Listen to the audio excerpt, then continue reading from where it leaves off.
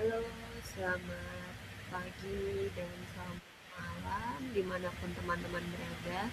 Hari ini saya akan menjelaskan tentang produk bahan bakar kilang atau refinery fuel products. Perkenalkan, saya Anissa Riana Risahara dari Teknik Kimia Angkatan 2024. Jadi, produk kilang bukanlah langsung produk jadi. Jadi misalnya ada sebuah stream yang keluar dari kilang itu masih harus diproses lebih lanjut lagi, sehingga perlu blending atau pencampuran antar produk itu tadi agar memenuhi standar mutu yang ada. Nah, dalam sebuah refinery ada 4 produk utama ya. Yang pertama adalah bensin, kedua distilat tengah, lalu fuel oil, lalu LPG. Lalu biasanya ada juga pelumas, tapi ini biasanya diproduksi secara terpisah. Di sini kita bisa lihat ada sebuah gambar. Kira-kira ada produk apa aja sih yang bisa dibuat dari 1 ton crude oil atau minyak mentah. Biasanya tuh ada 3% aspal atau aspal ya, 4% liquefied petroleum, 10% jet fuel, 18% other products. Other product ini bisa pelumas itu, 23% diesel fuel dan heating oil, lalu 7% gas oil. Bisa dibayangkan jika dalam sebuah kilang minyak yang sangat besar, kira-kira beberapa akan menjadi beberapa produk banyak. Jadi 1 kilang minyak tidak mungkin menghasilkan hanya 1 produk. Oke.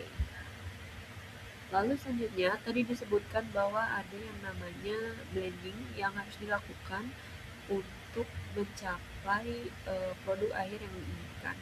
Jadi di sini diilustrasikan dengan 4 komponen tanks.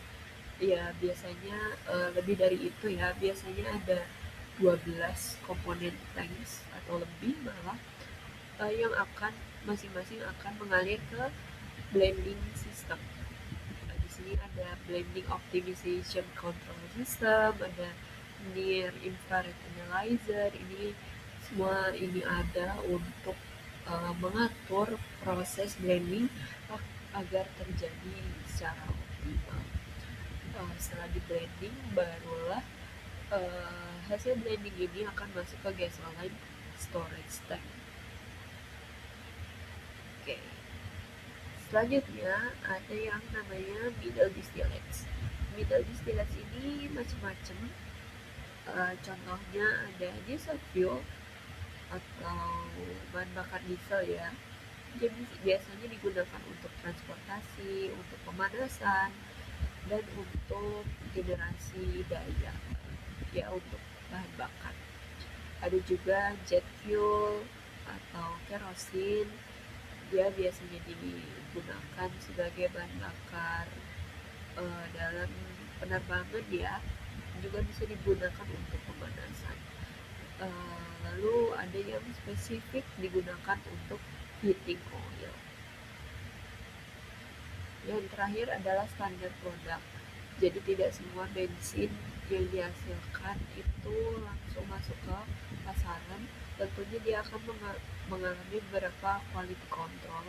Biasanya octane numbernya minimal 95, kalau motor octane numbernya minimal 85, lead, benzen, metanolnya berapa, ini semua ada tertera di sini.